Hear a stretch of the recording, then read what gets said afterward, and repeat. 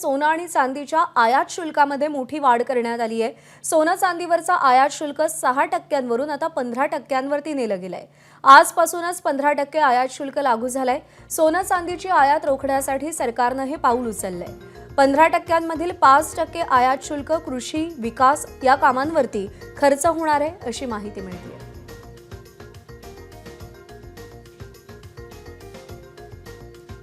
तर गेल्या 4 वर्षात किती टन सोन्याची आयात करण्यात आली त्यावर ग्राफिक्सच्या माध्यमातून एक नजर टाकूया। 2022-23 मध्ये 678 टन तर 2023-24 मध्ये 795 टन, 2024-25 मध्ये 757 टन तर 2025-26 मध्ये 721 टन।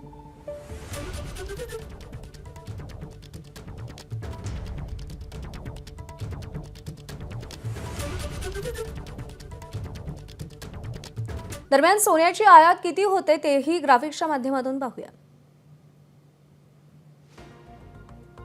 2022-23 मध्ये 3.4 लाख कोटी रुपये, 2023-24 मध्ये 4.35 लाख कोटी रुपये,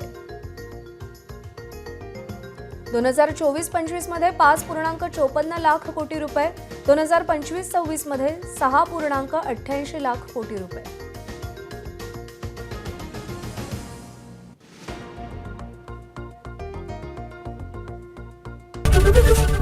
एबीपी माझा, उघडा डोळे बघा नीट।